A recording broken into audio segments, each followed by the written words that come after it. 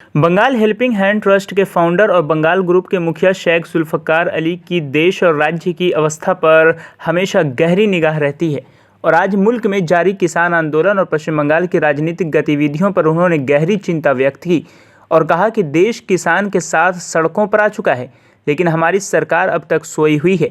उन्होंने आगे कहा कि अगर ये किसान बिल वापस नहीं लिया गया तो हमारे किसान भाई और भी बद से बदतर जिंदगी जीने पर मजबूर हो जाएंगे। इसी के साथ पश्चिम बंगाल की राजनीतिक उथल पुथल पर उनका मानना है कि बंगाल में दीदी इज़ द बेस्ट, क्योंकि एकमात्र ममता बनर्जी ही पश्चिम बंगाल में सांप्रदायिक ताकतों को रोकने के लिए कारगर हो सकती हैं। कहना चाहता हूँ, कल जो घटना घटी है, बाबा राम सिंह जिनका सुसाइड हो चुका ऑलरेडी, और एक बहुत ही दुखद घटना है कि आज के डेट में 22 किसान टोटल आज इस आंदोलन के जरिए उनका इंतकाल हुआ है। तो मैं यही कहना चाहता हूँ गवर्नमेंट को कि किसान, देश की जो जीडीपी होती है ना, वो 4% 3% ये किसान के ऊपर ही निर्भर होता है। आज अगर किसान नहीं रहेंगे तो हम खाएंगे क्या? तो मैं यही कहना चाहता हूं हमारी गवर्नमेंट से कि आप ऐसा क्या है वो 3 पॉइंट में जो आप इसको सॉल्व नहीं कर सक रहे हैं। और मैंने तो आज ये भी देखा है कि सुप्रीम कोर्ट ने कहा है कि इस मैटर को सुप्रीम कोर्ट हैंडल करेगी। तो मैं ये कहना चाहता हूं कि आज 22 लोगों का जो डेथ हुआ है, तो इसका रिस्पॉन्सिबिलिटी कौन लेगा? क्या गवर्नमेंट लेगी कि इनका जो रिस्पॉन्सिबिलिटी है? तो अब क्या है कि किसान को जिस तरीके से बिल जबरदस्ती उसके ऊपर में जो ढाला जा रहा है, तो मैं चाहूंगा कि गवर्नमेंट इस रास्ते पे ना जाए, क्योंकि आने वाला जो वक्त है, मैं जो देख रहा हूं और आप लोग सभी देख रहे हैं कि धीरे धीरे ये किस मोड़ में जा रहा है। तो मैं यही कहना चाहता हूं सरकार से कि जितना जल्दी हो इसे आप बैठ के सुलझाए। और ये जो आज लड़ाई है एमएसपी को लेके क्यों लड़ाई है? पहले क्या हुआ करता था कि जो भी किसान जो भी अनाज उगाएगा, बीच में जो बिचौलिया जो होते हैं ना, उनके बीच में क्या होता है कि उन्हें सप्लाई करना पड़ता था। अब वो क्या करते थे बिचौलिया, फिर वो सप्लाई करते थे एफसीआई को या गवर्नमेंट जो भी कंसर्न है। तो इससे क्या होता था कि जो रेट मिलना चाहिए था किसान को, वो रेट तो मिलता नहीं था, हमेशा किसान को गिराया जाता है। तो आज मैं यही कहना चाहता हूं कि जो प्राइवेटाइजेशन, कॉर्पोरेट फार्मिंग जो भी लागू किया जा रहा है, इसे अगर गवर्नमेंट सही तरीके से गवर्नमेंट के अंदर ही में अगर रखे, गवर्नमेंट अपने होल्ड में रखे, और जो एमएसपी जो प्राइस है गवर्नमेंट डिसाइड करे और किसान को डायरेक्ट सप्लाई या डायरेक्ट एमएसपी प्राइस अगर मिले जहां पर कोई बिचौलिया ना हो, तो मैं सोचता हूं कि इससे अच्छा सोल्यूशन कुछ हो ही नहीं सकता है। तो मेरे हिसाब से प्राइवेट बॉडीज को भी गवर्नमेंट के माध्यम से, गवर्नमेंट के जो मंडी है वहां से ही उनको मटेरियल कलेक्शन या जो भी करना हो गवर्नमेंट के थ्रू ही करे। तो मैं यही चाहता हूं कि इस मैटर को लेके जितना जल्दी हो इसे सॉल्व करें। बिकॉज आप देखिए इतनी ठंड, 3 डिग्री 4 डिग्री ठंड है दिल्ली में। आज 22 दिन से लोग जो पड़े हुए हैं, आज 22 मौतें भी हो गई है और एक जन सुसाइड भी कर चुके हैं, जो काफी माने गुरुद्वारा के जो बाबा राम सिंह जी है। तो मैं यही कहना चाहता हूं कि इमीडिएट इस पे कुछ ना कुछ एक मीटिंग बैठा के इसको सॉल्व किया जाए। सेंट्रल गवर्नमेंट और बीजेपी के लीडर बार बार बोले कि जो लोग विरोध कर रहे हैं दे आर नॉट फार्मर्स, उनको लेफ्टिस्ट और नक्सलाइट मिसगाइड कर रहे हैं, क्या कहना है? देखिए, जो इस विरोध के बारे में जो कह रहे हैं कि नक्सलाइट है, नेक्सिस है, अभी आप मुझे एक बात बताइए, अभी रिसेंटली आप देखिए तबलीगी जमात लेके जो एक मुद्दा था, काफी उछाल में था। हर जगह, हर एक मीडिया में, एक्सेप्ट फ्यू मीडिया, हर जगह ये कहा जा रहा था। प्लस ये भी मैं आपको कहना चाहता हूं कि हम लोग तो माइनॉरिटी में सेकेंड लार्जेस्ट कम्युनिटी है। इवन हमारे जो माइनॉरिटी के जो चेयरपर्सन है, उनका भी यही कहना था कि जो तबलीगी जमात है उसके वजह से कोरोना फैला है। अब आप मुझे ये बताइए, आज सुप्रीम कोर्ट ने जो ऑर्डर दिया है, ये सबको पता है, आपको भी पता है। तो तबलीगी जमात का यहाँ कोई कोरोना से कोई लेना देना नहीं था। एवरीवन जो अक्यूज थे उनको क्लियर चिट दे दिया गया है। तो अब ये बताइए, आज ये जो बदनामी, जो कौम का जो बदनामी हो रहा था, इस पे कुछ हमारे लोग भी जुड़े हुए थे।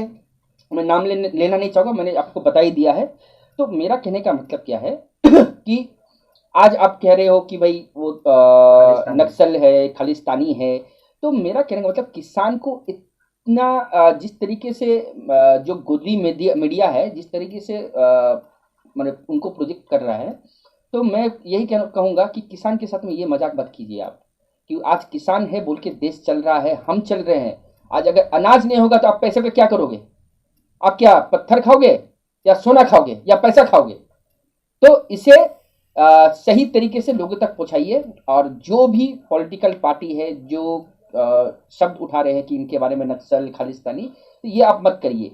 क्योंकि देखिए, अगर आज के डेट में किसान का जो मुद्दा है सॉल्व नहीं अगर हुआ, तो ये मुद्दा देश के लिए भी एक खतरे की घंटी है। एक सवाल देखिए, तृणमूल कांग्रेस जो है ये माँ माटी की सरकार है। ये 10 साल हो चुका है तृणमूल कांग्रेस का। और हमारी जो नेत्री है जो बंगाल की, 35 साल के बाद एक जो राज चलता था, एक था सीपीएम टाइम का, लेफ्ट फ्रंट का, तो 35 साल के बाद वो यहाँ पर आई है लड़के। उन्होंने बहुत मुश्किलों का सामना किया है जिंदगी में, तो उनके बारे में पूरा दुनिया जानता है। तो मैं यही कहना चाहता हूं कि शुभेंदु अधिकारी या जो भी आप नाम बता रहे हैं, उन्होंने टीएमसी को बनाया नहीं। टीएमसी आज जो है, माँ माटी जो सरकार है, ये ममता बनर्जी, श्रीमती ममता बनर्जी है बोल के आज टीएमसी चलती है। और उनके जो एक मुद्दा अभी आप सुनने को जो मिलता है, भाईपो भाईपो करके, पीसी भाईपो, ठीक है ना, तो इसमें क्या गलत है? अगर आज कोई अगर होम मिनिस्ट्री में है, उनका बेटा अगर जो क्रिकेट आज तक जिंदगी में खेला नहीं है, पता नहीं कितना रन बनाए हैं, कुछ आइडिया मुझे है नहीं, आज वो अगर बीसीसीआई के सेक्रेटरी बन सकते, तो दीदी के जो भाईपो है वो क्यों नहीं आने वाले दिन में चीफ मिनिस्टर बन सकते हैं? दीदी के तो देखिए आगे पीछे तो कोई है नहीं ना। दीदी चप्पल में घूमती है, दीदी साड़ी में लंदन जाती है, दीदी चप्पल में सिंगापुर घूमती है। इस तरह की जो नेत्री है ये कहां पर आपको मिलेगा? और मैं ये भी कह दूं आपको कि आने वाले जो इलेक्शन है, ठीक है, 200 वोट, मैं ये कहता हूं आज के डेट में आउट ऑफ 294 सीट, हमारे जो यंग जो लीडर है अभिषेक बैनर्जी जी ने, उन्होंने कहा कि हमें 225 सीट आएंगे। मैं ये कहता हूं कि 225 भी कम बोल रहे हैं। मिनिमम टीएमसी को इस टाइम 223 तो है ऑलरेडी, मिनिमम 235 सीट आराम से आएंगे। और आप देख लेना, और इस जो वक्त, इस जो पॉलिटिकल टाइम जो है, इस पे सबसे बड़ा रोल प्ले करेगी माइनॉरिटी कम्युनिटी। देखिए, 6 ईयर ऑफ गवर्नेंस जो है, मैं उनका सम्मान करता हूं, देश के प्रधानमंत्री है। और एज ए सिटीजन मैं ये भी कहना चाहता हूं कि बहुत सारे सपने हमने देखा, अच्छे दिन देखा। आज आप देखिए, अगर आपका जो अच्छा दिन है, आज आपका पेट्रोल डीजल का प्राइस कहां चला गया, कुछ दिन में आप देखेंगे 100 रुपया तक हो जाएगा पेट्रोल। दूसरी बात मैं आपको बता दूं, आज जो भूखमरी चल रही है, रोजगार नहीं है लोगों के, इसके बारे में कोई कह रहा नहीं है। तो मेन जो मुद्दा है, ये जो 6 साल में आप खुद जनता होके आप उसको स्टडी करिए, क्या क्या ये जो 6 साल में ये जो गवर्नमेंट ने कहा है, क्या ये पूरा हुआ है कि नहीं। अगर है तो आपका पूरा जो वोट है आप उसी दीजिए जो काम किया है। अगर नहीं है तो आप सोच समझ के वोट करिए। तो मेरा यही कहना है कि अब की जो इलेक्शन जो आने वाला है, तो आप 6 साल परफॉर्मेंस देखिए। और बंगाल में जो हमारी दीदी है श्रीमती ममता बनर्जी, उनका परफॉर्मेंस आप देखिए। आज आप देखिए, बंगाल में किसी तरह का भी बंद नहीं होता है, किसी तरह का भी प्रोसेसन बहुत रेयर देखा जाएगा, वो भी अनाउंस हो जाता है। ये था क्या पहले? आज अब देखिए, बंगाल में बहुत सारा प्रोजेक्ट, बहुत बड़ी बड़ी होटलें आई है, क्या जॉब नहीं मिल रहा है क्या? बहुत अच्छे अच्छे प्रोजेक्ट्स राजारहाट साइड में आ रहे हैं। देखिए, प्लस और माइनस हर पार्टी में होती है। तो आप 6 साल का अगर रिपोर्ट आप जो सरकार एट सेंट्रल में जो है, अगर आप निकालो, तो आप उसको पहले देखिए, क्या क्या सरकार ने बोला, क्या क्या सरकार ने किया। डिमोनेटाइजेशन किया, उसके बाद जीएसटी लागू संगे संग हो गया, उसके बाद नोटबंदी हुआ। तो इससे कितना जो नुकसान हुआ, आज जीडीपी आपका -23 तक चला गया है। अब आप देखिए, शेयर मार्केट, जिस देश का जीडीपी -23 चला गया है, मगर सेंसेक्स दिखाता है 46, माने सेंसेक्स उछाल में है। ये सब गिमिक है। जैसा गोदी मीडिया चल रहा है, शेयर मार्केट भी वैसे चल रहा है। तो मैं यही कहना चाहता हूं, आप जब वोट करें आप कोई एक व्यक्ति को देख के वोट मत करना। आप ये देखना कि आपकी जो बंगाल की जो सरकार है ये कितना काम किया है। और दूसरी बात है, अब देखिए, आप अगर उनको अब जिसको भी अब लाने का सोच भी रहे हैं, अगर आपका माइंड में है, तो पहली बात आपको मैं ये बता दूं कि आज जो शांति, आज जो सुकून से जो एक बंगाल में हम लोग रहते हैं ना, आप देखना आने से आपका यहाँ पर कुछ ना कुछ एक इश्यूज चालू हो जाएगा, जहां पर आप लोग को बाद में पछतावा ये होगा कि भाई हमने किसे लेके आया। अब देखिए, ऑलरेडी इतना बड़ा एक फार्म लॉ वाला प्रोटेस्ट चल रहा है, 22 दिनों से 22 लोगों का डेथ हो चुका है। तो इसके बारे में कुछ नहीं करके ये इलेक्शन कैंपेन में लगे हुए हैं ताकि इलेक्शन हो। तो आप सोचिए, जो इंसान इस तरीके से अगर सोच सकता है, तो आप सोचिए कि भाई आने वाले दिन में वो क्या कर सकता है। प्लस उनके जो नेता जो है, जो एट प्रेजेंट बहुत बड़े बड़ी जो बातें कर रहे हैं, वो कौन है?